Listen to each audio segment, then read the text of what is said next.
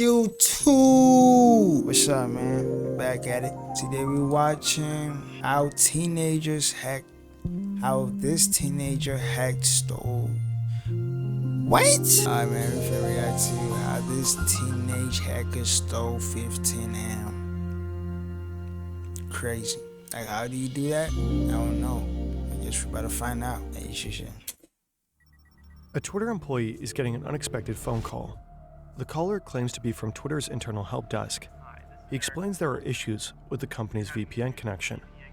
Apparently, it's been happening a lot lately. The Twitter employee logs in again. He enters his credentials, username, password. Then he just needs to confirm the login on his phone. Done. Everything seems to be working now. The help desk person sounds pleased and wishes him a nice evening. Okay. Graham hangs up. He cannot believe how easy that was. He doesn't work for the help desk, and definitely not for Twitter. He's 17, drives a white BMW, has a high-end gaming setup, and wears a Rolex covered in gemstones. He's pulled off a few scams before. He getting to that money, ain't he? But this one will be the biggest hack of his life, by far. Graham is about to drag the Twitter team into a nerve-wracking game of cat and mouse. With a small crew, he'll hijack the accounts of some of the most famous people on the planet. Bill Gates, Jeff Bezos, Joe Biden, Barack Obama, Kanye West, Mr. Beast. He'll even break into the account of the man who just a few years later will end up buying Twitter. By the time it's all over, Graham will be sitting on a stash of Bitcoin, and it will all go down in just over 24 hours. This is the wild story of the biggest hack in Twitter's history. Yo. A fake tweet to be a major security breach at Twitter. With ties to a Florida responds to the most high-profile hack in Twitter history. It's 2016. A 13-year-old kid is sitting in his bedroom in Tampa, Florida, playing Minecraft. His name is Graham Ivan Clark. He's playing Minecraft in hardcore mode, one death and it's game over. On YouTube, Graham goes by the name Open. In his videos, he talks about being homeschooled and how he doesn't have many friends. His parents split up when he was 7. He's raised by his mom along with his sister. Minecraft is his escape, a way to get away from real life. It doesn't take long for Graham to start bending the rules. This video is about a scammer, a liar, and just someone that is pretty scummy. You guys probably know him already. It's Open. Graham, aka Open, makes money selling rare Minecraft skins and flashy usernames. The catch, he never actually delivers them. According to him, by 2017, he's pulling $5,000 a month. He's only 14. But scamming a few Minecraft noobs isn't enough for him. He wants more. In 2018, Graham starts getting interested in crypto across a forum called OG Users. OG Users is a shady corner of the internet. It's a forum to discuss and buy rare online usernames. It's crawling with hackers and scammers. They trade stolen or hacked online accounts. For $1,500, you could buy the late Xxrchive's old Minecraft account or get a clean Twitter handle, like @Beers. Graham signs up under the name Graham $, and gets banned just 4 days later. Again, he took money, but never delivered. But in his few days on the forum, something else grabbed his attention. A new kind of scam. SIM swapping. An AT&T store in the center of Boston. Tech investor Greg Bennett has a problem. He's lost his phone. Luckily, the store rep can help. In cases like this, mobile carriers can transfer your number from the lost SIM card to a new one. All Greg has to do is show some ID, and the process gets started. It takes a little while though, so the man leaves the store while it's being handled.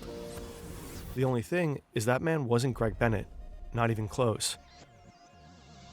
And so it looks like somebody walked into a store and said they were me to an employee who was collaborator, then swap out give them a phone with a new SIM card, and then wiped out my SIM card in that process. This is the real Greg Bennett. He shared his story on the Cybercrime Magazine podcast, and his case is by far not the only one.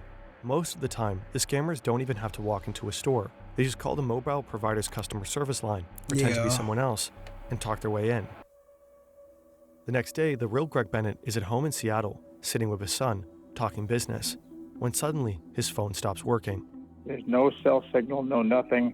And I notice also that I'm having trouble. I'm working on trying to get into my email accounts, and I can't get into my email accounts either. So I'm now thinking very bad things. At that point, bro, I don't know how the SIM swap thing works, if people are stealing your information and all that, but you need to get help. While Bennett's on the phone with AT&T trying to figure out what's going on, the scammers have already taken over his phone number. Since two-factor authentication is often tied to a phone number, getting access to that number means getting access to all other accounts. All these folks have to do is use your email address to try to log on to these accounts and then say forgot password. So then the password resets is sent to your text, which is now controlled by another phone that you don't have. So the fraudsters now have access to his emails, his bank accounts, and his crypto accounts. 164 Bitcoin gets stolen from Bennett's wallet. Back then, they were worth around $856,000. Today, it would be well over $10 million. Ooh. Authorities were able to recover 100 of the stolen Bitcoin, but 64 are still missing to this day. Boy, the things I would do with that money. It's crazy. Maybe there were multiple people involved, but in the end, only one suspect was ever identified. It was a 17-year-old with an accomplice who was very good on a computer, and they were actually very good, very efficient. I got to give them some credit for how good they were. Because the suspect was still a minor at the time, he wasn't arrested, but there is evidence pointing to the teenage hacker behind the attack. During the scam, Bennett received an extortion message. It was signed with Scrim, reportedly one of the online aliases used by Graham Evan Clark. According to the New York Times, additional evidence links Graham to the attack. For one, afterwards he suddenly started living large. He moved into his own apartment, bought a BMW and a Rolex. And before turning 18, Graham wants to pull off his biggest stunt yet. That was before he even... Whoa. Among his targets is none other than the man who would one day become the richest person on the planet. Everything Graham needs for the hack, he taught himself, learning by doing. But you don't just need to take on the richest man in the world to level up your problem-solving skills. You can CEO is busy on Twitter, handling customer support. Should do this automatically. Around the same time, Graham is sitting in front of his PC in Tampa. His plan is to sell rare usernames and access to Twitter accounts, just like people do every day on OG users.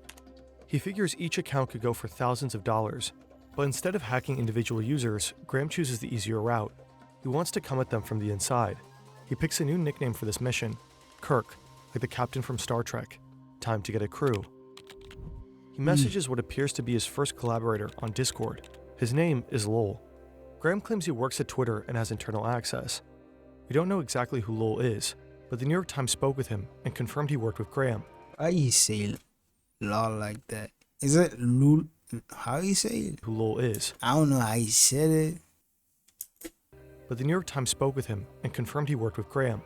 Most likely Graham brought him in to help sell the stolen accounts. Over the next few hours, their group will grow to at least 5 people. Then phase 1 begins. Graham must have been preparing for this moment for weeks. We know that from court records. He used LinkedIn to dig up contact info for Twitter employees. That's his entry point. Now he's going to call them. A 17-year-old kid wearing a Rolex. Hi, this is Eric from the help desk. You're having issues with your VPN connection? Graham gets a few Twitter employees on the phone. Some get suspicious. A few even report a call to Twitter's fraud monitoring team. But one employee stays on the line and believes he's really talking to someone from the help desk. Okay, so your VPN's acting up? I'll send you a new link. Hang on. Try this one instead. Graham sends the employee a fake login page. When the employee types in his credentials, Graham does the exact same thing, but in the real VPN login form. Now all he needs is the two-factor authentication code. Graham triggers the 2FA request. The code gets sent via SMS to the employee, who then enters it into the fake login page. Done. Graham is in. Phase 1 is underway. Through the VPN connection, he's essentially inside the Twitter employee's computer. The question now, how does he get to the back end, the place where he can reset access to individual Twitter accounts? Graham starts poking around, but it turns out this particular employee doesn't have the right permissions. From here, Graham can't access account credentials. So Graham digs deeper into Twitter's internal network. He's trying to understand the system, reading through countless internal messages. There has to be something useful here. Then, jackpot. He finds the login details for someone in Twitter's legal department. That's his way in. The legal department has deep access, and now so does Graham. With just a few clicks, he can now take over any Twitter account he wants. It's simple. Change the registered email to his own, or to the buyer's. Set a new password. Done. Now Graham needs buyers. Phase 2 begins. But there's a problem. Graham's reputation on OG users, the perfect marketplace for rare handles, is trash. No one's going to buy anything from him. So he needs middlemen, dealers. Lowell has been on board since yesterday. Today, Chaewon joins the crew. Chaewon is 19 years old and lives on the south coast of England. His real name is Mason Shepard. Not long after, Rolex signs on. He's 22, from Orlando, Florida. His real name is Nima Fazeli. Graham probably doesn't tell either of them the full story. He claims, just like he told Lowell, that he works for Twitter, maybe to gain their trust. Because unlike Graham, both Chaewon and Rolex have solid reputations on OG users. On Wednesday morning, Chaewon posts this on OG users. From $2,500 to $3,000, you can buy any Twitter account. Chaewon even name drops some past customers, supposedly people who've already bought from him successfully. Payment is Bitcoin only, and no small talk. Buyers are told not to start the chat with "Hey," just drop the handle they want and make an offer. Serious offers are discussed with Graham over Discord. Straight to the point. 1359, Chaewon. 5K for @XX, 3K at dark. Let me know. Guy wants them. Also, is @vampire doable? 5K for all three. Later that day, a potential buyer seems to become part of the crew. Joe. His real name is Joseph O'Connor. He's British too, and 21 at the time. He knows his way around SIM swapping, and is rumored to have been involved in an earlier hack of Twitter CEO Jack Dorsey. His exact role isn't clear, but Joe does post a tweet that shows that he's on the inside. It's Twitter's admin tools. Twitter takes it down shortly after it's posted. Behind the scenes, the platform has already started investigating. Since early that morning, they've been looking into strange calls from people claiming to be help desk staff. By now, suspicious login attempts are piling up. It's becoming clear this wasn't just a prank call. Someone is deep inside the system.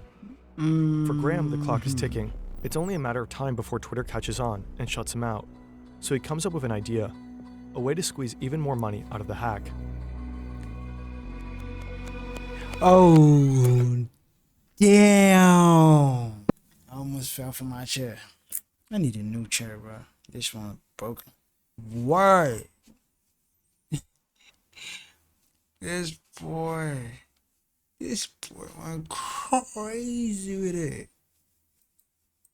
Enter Phase 3. Graham sets his sights on the crypto community. By mid-2020, the economy is in freefall because of the COVID pandemic. Stock markets are down, and so is crypto. Cryptocurrency's plunging right now. So Graham launches a website, cryptoforhealth.com. To help people in these hard times, he makes an irresistible promise. Send Bitcoin to his wallet, and Crypto for Health will send back double, just like that. His new plan is simple: convince people to send him money voluntarily. Now he just has to promote the platform, and he has the best tool to do so.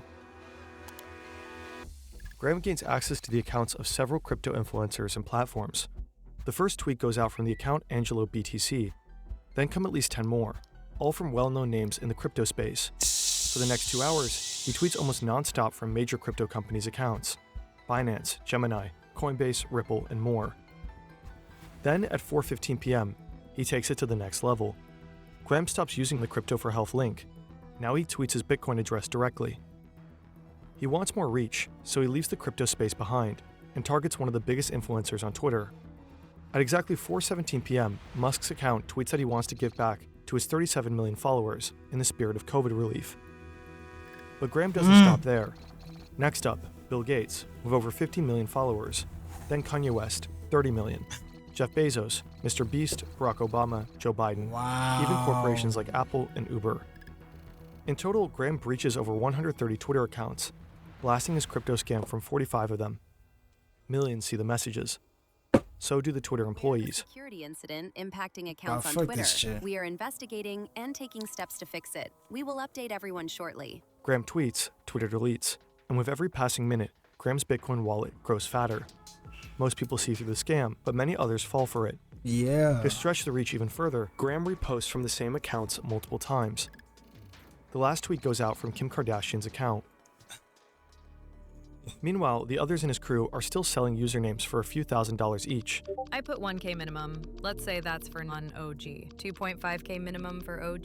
1K min for all is fine. He said he'll do those for 20. Sounds good. You can trust me by now. I need email for all. 22K including criminal? Okay. Send me full list of emails and the 22K to my Addy. But these will be the last sales they make. Twitter is finally about to shut the whole thing down.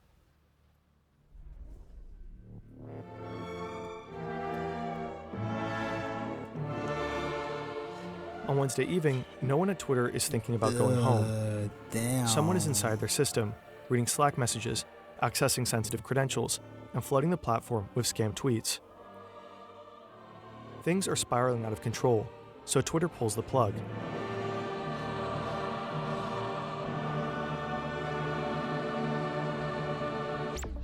You may be unable to tweet or reset your password while we review and address this incident.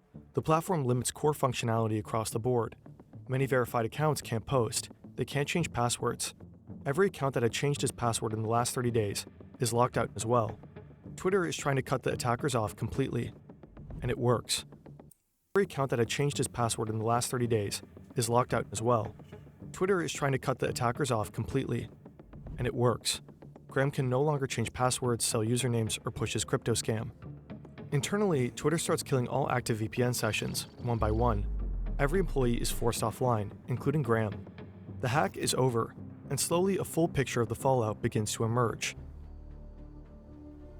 In the scramble, Twitter didn't just silence celebrities. They also locked out news outlets and even the National Weather Service, which missed posting a tornado warning. By late that night, many accounts started working again, but some will stay offline for longer. Elon won't post for 3 days, highly unusual. On the other side of the world in England, Chaewon wakes up. So what's been Twitter's response? To all verified accounts, locked in essentially. Details on how this It's likely the first time he realizes the full scale of what just happened. The others probably feel the same, except for Lowell, who had already started getting suspicious of Graham earlier in the day. Later that night, Chaewon sends him a disappointed DM. I'm not sad, more just annoyed. I mean, he only made 20 Bitcoin. Graham reportedly walked away with up to $180,000. Authorities alerted major crypto platforms. They blocked the wallets tied to Graham, preventing an estimated $1.5 million in additional planned transactions. Tracking the attackers down doesn't take long. Chaewon and Rolex are traced via OG users, linked emails on their crypto accounts, and matching IP addresses. Boy, now you gotta deal with the consequences, bro. I know y'all. I bet this boy was regretting everything. We don't know exactly how they got Graham. His case was sealed due to him being a minor at the time. But just 2 weeks after the hack, authorities make their move. Today I am making a charging announcement on the Twitter hack. The first defendant is Mason Shepard, also known as Chaewon, age 19, of Bognor Regis in the United Kingdom. The second defendant is Nima Fazeli, also known as Rolex, age 22, of Orlando, Florida. The third defendant is a juvenile who we will not further identify. Because of COVID, Graham's hearing takes place over Zoom, and it quickly descends into chaos. Zoom bombers hijack the call, blasting rap music and explicit content. I'm gonna end this. The internet, In spring 2021, Graham was sentenced to 3 years in a juvenile detention facility. He cooperated with authorities, avoiding an adult conviction. His 229 days in pretrial detention count towards his sentence. That boy. As of February 2023, he's out on 3 years of probation. What happened to Nima Fazeli, Rolex, isn't entirely clear. Some reports say he served 3 years in prison. Others point to ongoing negotiations or a possible plea deal. Mason still lives in the UK. According to the BBC, he was never arrested or extradited to the US. If he's ever brought to trial in the States, he faces up to 20 years in prison. Joe was arrested a year after the Twitter hack in Spain. He was sentenced to 5 years, not for the Twitter hack, I don't stream games that much, but for earlier crimes. According to him, his only involvement in this case was buying a handle for $10,000. Lowell was never caught. Graham was the mastermind behind the hack, but he wasn't a brilliant hacker. The foundation of the attack was simple social engineering. He manipulated the employee and used basic phishing tactics. With surprisingly little skill, he managed to collect money from thousands of unsuspecting people. Had authorities not acted so quickly, he could have stolen much more. His posts reached millions. Without fully realizing it, Graham held something incredibly powerful in his hands. Massive reach on a platform that plays a major role in shaping public discourse. Today, more than ever. Definitely something that shouldn't be abused. Bro.